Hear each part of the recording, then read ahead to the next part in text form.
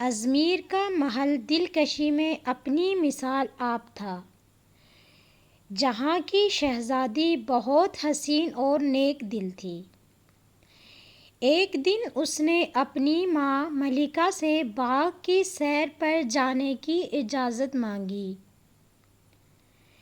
شہزادی اپنی ملکہ ماں کو بتائے بغیر کہیں بھی نہیں جاتی تھی، چنانچہ وہ ایک بگی میں بیٹھ کر باغ کی سیر کرنے کے لیے روانہ ہو گئی۔ باغ بہت حسین، سرسبز اور شاداب تھا۔ پھولوں کی خوشبو ماحول کو تازگی بخش رہی تھی۔ شہزادی باغ کے نظاروں سے لطف اندوز ہو رہی تھی کہ اس نے اپنے قریب کھیلتی ہوئی ایک کم عمر لڑکی کو دیکھا۔ وہ عرشی تھی جو اس باغ کے مالک کی بیٹی تھی۔ اس غریب لڑکی کو شہزادی نے اپنے پاس بٹھا لیا اور اس سے باتیں کرنے لگی۔ تھوڑی دیر میں وہ دونوں دوست بن چکی تھی۔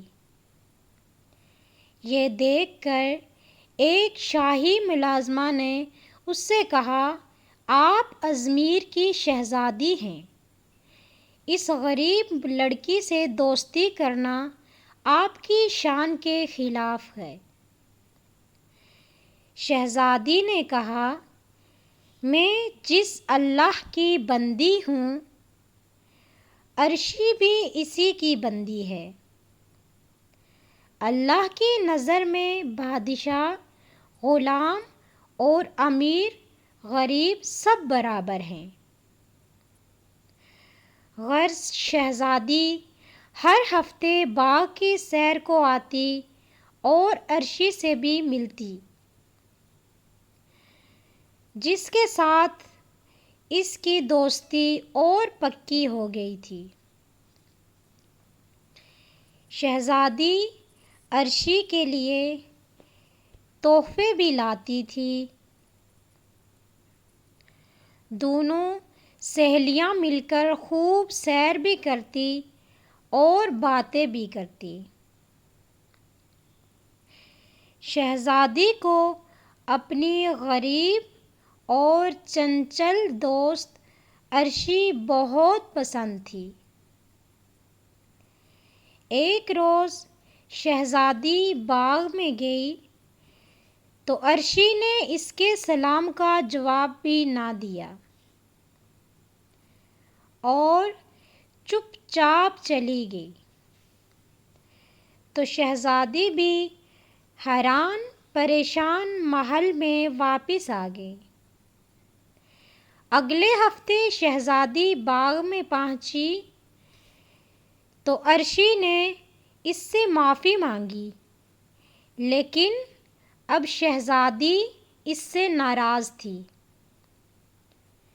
اس لیے کوئی جواب دیے بغیر ہی چلی گئی۔